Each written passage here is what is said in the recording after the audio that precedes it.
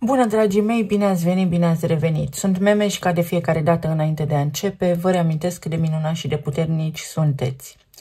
Astăzi vorbim despre energia zilelor ce vor urma, în funcție de momentul în care accesezi tu acest clip.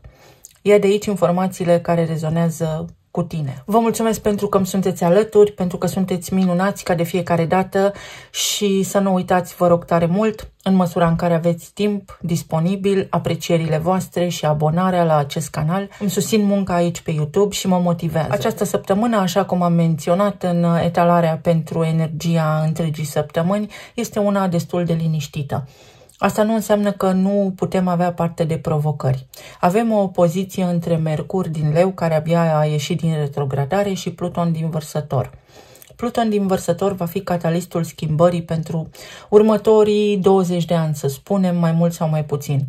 Iar Mercur din Leu acum ne arată unde poate greșim noi sau unde poate avem o gândire fixă sau unde ne lipsește voința să acționăm pentru a ne dezvolta în viitor, pentru a ne asigura viitorul. Este vorba despre o resetare mentală și despre o schimbare de mentalitate. Jupiter este în rac și este în conjuncție cu Venus. Sunt câteva zile în care pe zona de relații sau pe zona financiară putem vedea armonie. Este ca și când se destupă așa o situație sau se eliberează un canal prin care voi puteți beneficia de lucruri bune și frumoase în viețile voastre. Să fiți atenți la lupte pentru putere și de asemenea mai este important un lucru. Ce faci tu se reflectă în întreaga lume. Există o explicație în spate. Când tu faci ceva, dezlănțui o undă de energie care sigur că îi impactează și pe cei ce te înconjoară, pe cei de la locul de muncă sau oamenii alături de care locuiești. Trăiești în comunitatea ta. Se pot clarifica foarte multe situații de viață. Ne putem gândi, merită sau nu merită să investesc timp, energie, bani sau emoții în ceva anume. Pot apărea provocări pe zona de comunicare, pentru că 13 înseamnă disonanță, discordie, deci ferește-te de lupte care nu sunt ale tale sau gândește-te că s-ar putea să fie un moment foarte bun pentru a ceda o luptă, strategic vorbind, să câștigi un război. Să vedem mai departe. Bucură-te și râzi, zâmbește. Bucură-te de ceea ce ai și de lucrurile mărunte. Pe de altă parte, poți avea parte de o bucurie foarte mare.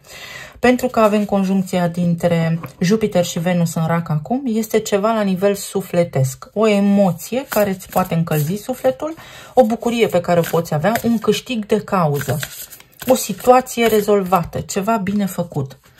Este nevoie de voință și de determinare. Speranța este o capcană. Speranța îți aduce lipsă. Nu vorbesc despre intenție. Intenția de a trăi bine. Vorbesc despre speranță. Speranță fără acțiune egal 0. Nul.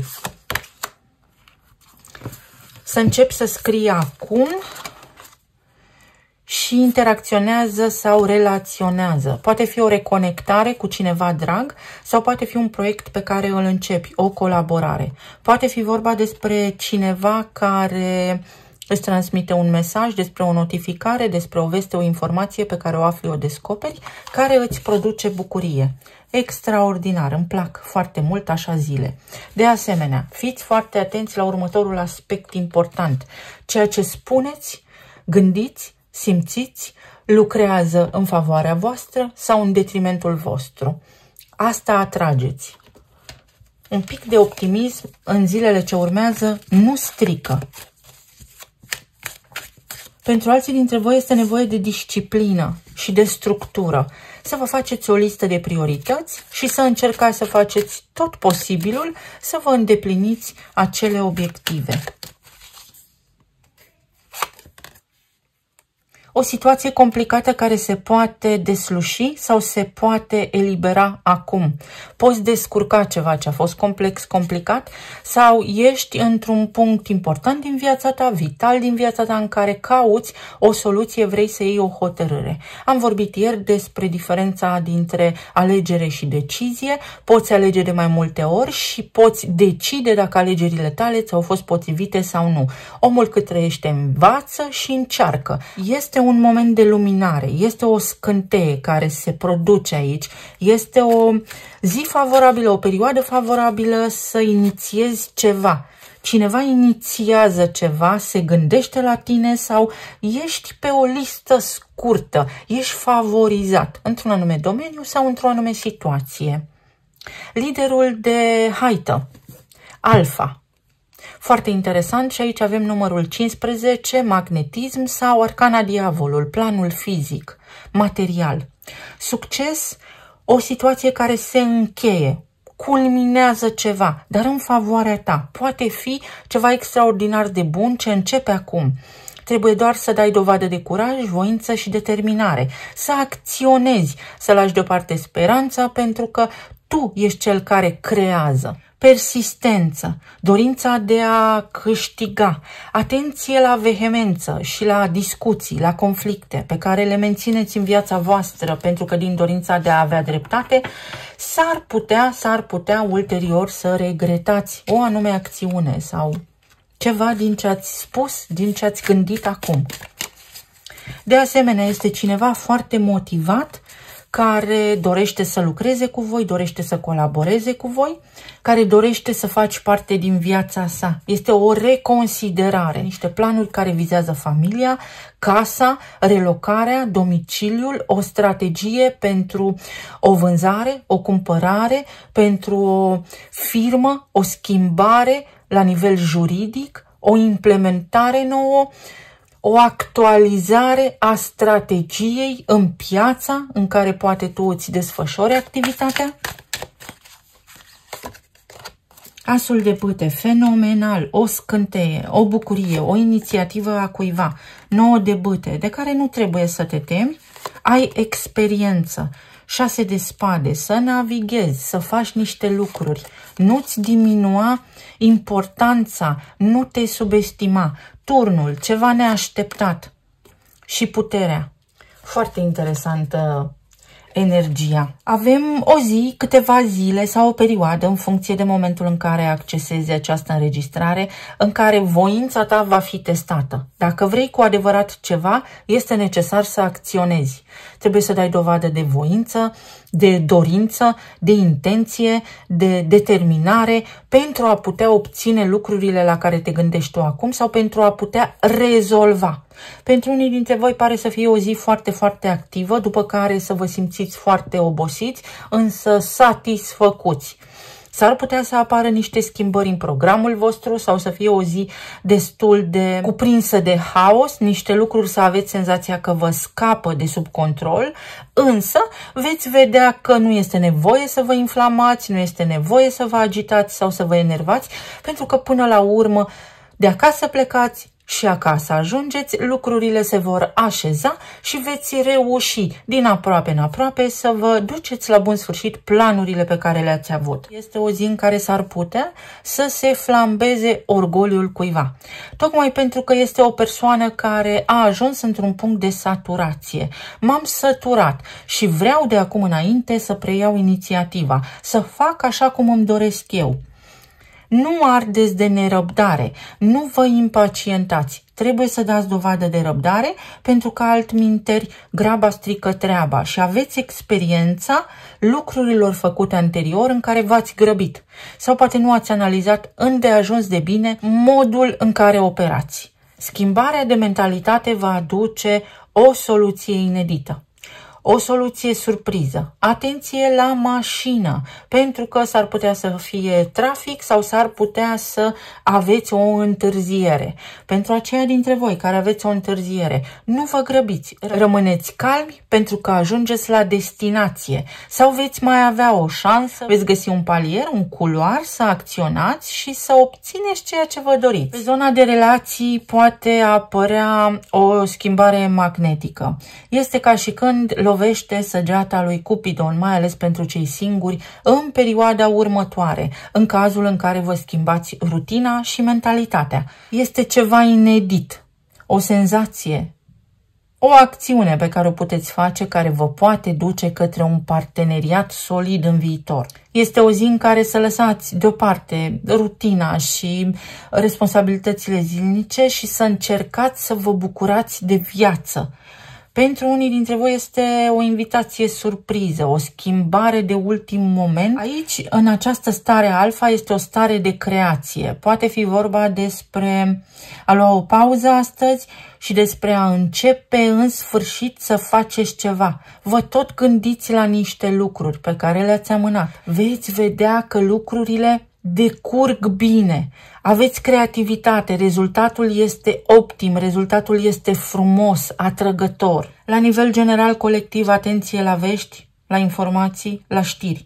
Pentru că s-ar putea să avem parte de niște știri stresante care ne programează subconștientul pe unda cerebrală alfa. Adică atunci când noi suntem relaxați în casele noastre, pe canapea și ne uităm la televizor sau citim pe telefon niște știri, să ne producă o undă de șoc, dar care are rolul de a ne fura energia, care are rolul de a ne înspăimânta, de a ne duce către o vibrație joasă a fricii. Fiți vigilenți.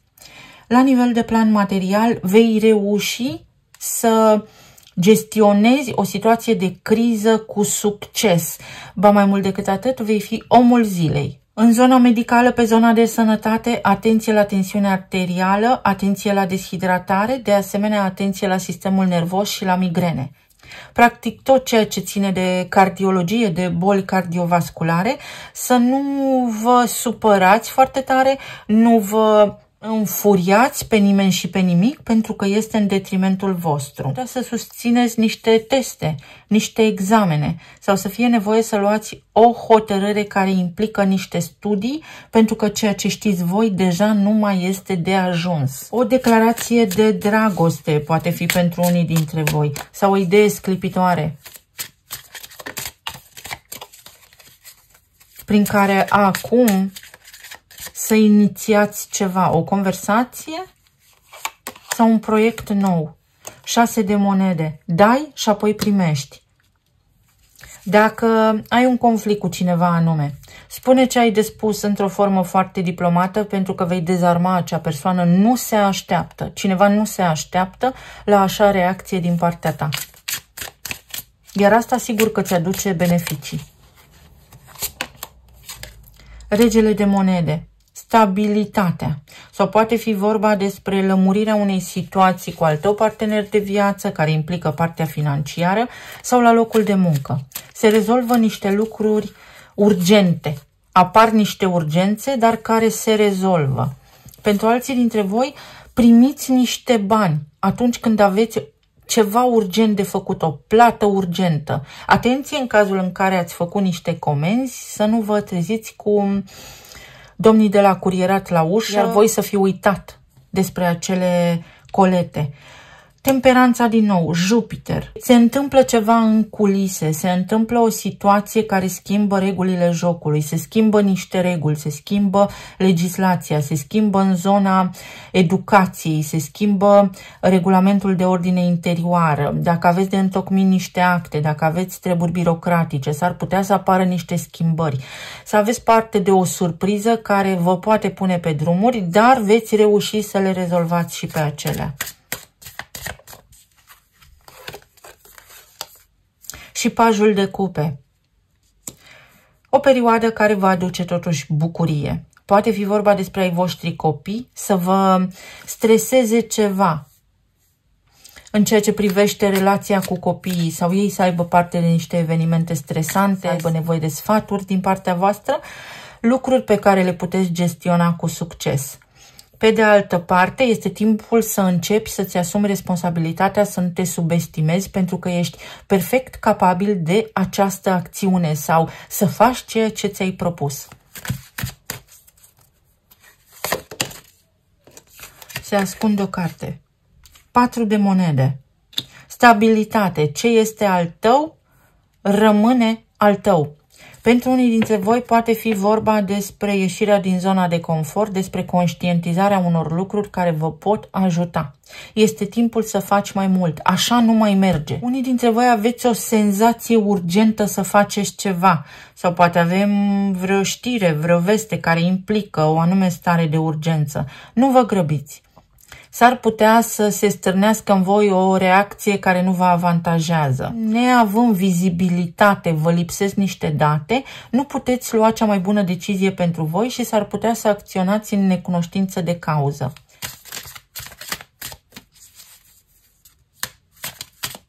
Pentru alții dintre voi este o situație precum urmează. În cazul în care vă întrebați dacă merită sau nu merită, în acest moment, energia vă transmite următorul lucru. Mai ai puțină răbdare. Nu te grăbi în a lua o decizie. Nu te grăbi pentru că ești legat la ochi. Acționezi sub impulsul de moment și nu te avantajează. Soare, lumea și soarele și lumea. Am un alt set de cărți de tarot în care cerbul este soarele, iar lumea este o completare, se încheie ceva. Pentru unii dintre voi s-ar putea să fie nevoia schimbării locului de muncă sau un răspuns final sau în sfârșit aflați niște lucruri. Poate fi o acțiune în instanță cu răspuns favorabil vouă, poate fi un răspuns pentru că ați fost acceptați la un curs sau pentru că ați fost acceptați la un interviu, poate fi o altă etapă. În tot cazul, vă eliberați de o stare de stres. Este o eliberare. 21 spune control, iar numărul 13 are legătură cu disonanța. Este ca și când astăzi vă luminați și faceți cum vreți voi. Sau, pentru a schimba desnodământul, pentru a vă simți mai bine, trebuie să faceți așa cum vă este vouă mai bine. Și acesta poate fi un mesaj. Iar pentru alții dintre voi poate fi un început. Poate fi un parteneriat, un cuplu sau o discuție cu partenerul de viață, pentru că lucrurile au fost agitate de perioada în care Mercur a fost în retrogradare, pe lângă faptul că mai avem și alte planete în retrogradare. De îndată ce Saturn se întoarce în Pești, veți vedea că lumea se mai îmblânzește puțin, este ca și când mai avem o șansă să ne facem treburile și să înțelegem care ne este poziția. Pentru unii dintre voi mai am un mesaj, poziția este a voastră sau trebuie să sigilezi poziția într-o anumită structură organizațională sau ierarhică poate fi. Este ceva legat de o regăsire aici, dar ai un parcurs de făcut. Ești într-o activitate care necesită etape. Nu sări peste acele etape. Ia-le în ordine. Ia lucrurile în ordine.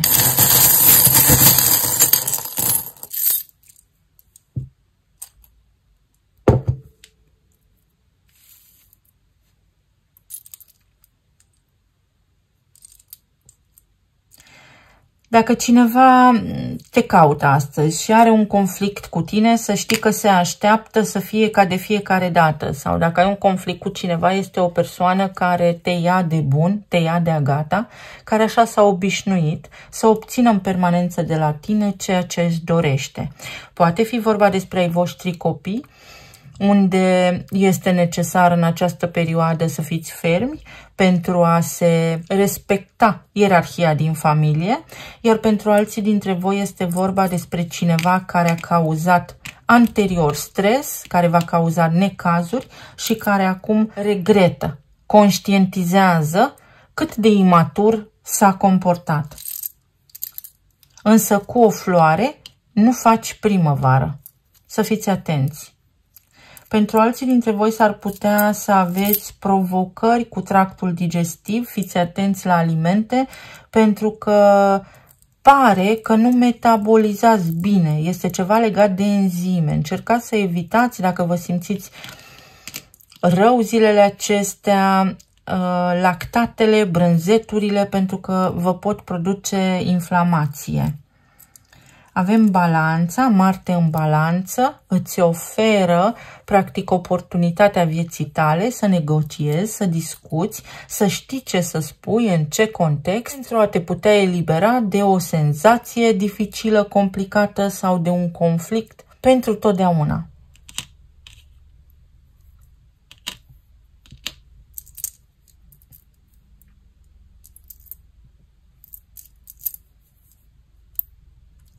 O inițiativă, niște studii sau o acțiune pe care dacă o inițiezi acum, te duce departe. Te duce mai departe. Ceva din ce faci acum poate fi de viitor. Ești de încredere. Dacă te-ai îndoit de încrederea cuiva, poți lămuri acum situația mai ușor. Nu ai avut o voce, nu ai discutat, ți-au lipsit niște informații pe care acum le găsești. Se luminează povestea. O victorie pe care o poți avea în urma acțiunii tale, propriei tale acțiuni. Este necesar să acționezi tu, să faci tu ceva cu mâna ta. Pentru alții dintre voi sunt treburi casnice sau lucruri care au legătură cu familia, cu tradiția din casa voastră, cu obiceiurile voastre, pe care le rezolvați mai repede. Nu renunța la visurile tale. Justiția din nou. O ocazie să treci la următorul nivel, să schimbi ceva, să te înnoiești, să îți cumperi ceva. Ceva pentru suflet, o bucurie. Avem berbecul și balanța. Foarte interesant. Marte în balanță în opoziție cu Saturn și Neptun. Ai timp să rescrii istoria. Avem timp să rescriem istoria.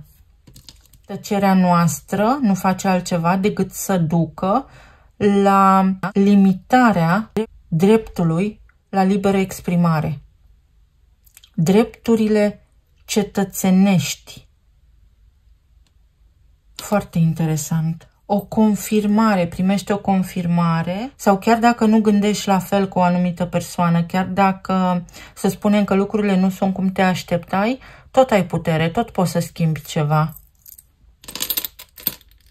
Din nou apare această idee de 2 zile, 2 luni, 2 săptămâni, 2 ani, de 2 de parteneriat, un parteneriat. Poți face niște schimbări benefice care să te ajute să îți continui activitatea.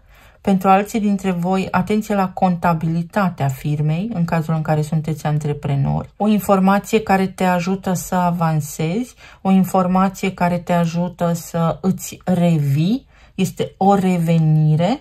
Turnul Eiffel este recepție și emisie. O conectare cu cineva cu care ai avut o provocare anul trecut, când a fost anul dragonului, sau acum acționează, acum este potrivit. Ce nu ți-a ieșit anterior, îți iese acum. Și numărul 0, nebunul.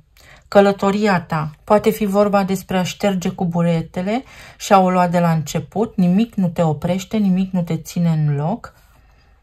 Poate fi vorba despre o situație recurentă, o situație în care te-ai învârtit în cerc, s-a tot repetat ceva și acum poți schimba direcția, poți schimba traiectoria pentru că reușești. Mulțumesc frumos! Vă doresc să aveți o zi minunată, zile minunate, să fiți bine, sănătoși și iubiți și să ne reauzim cu bine și cu drag și data viitoare. Pa, pa!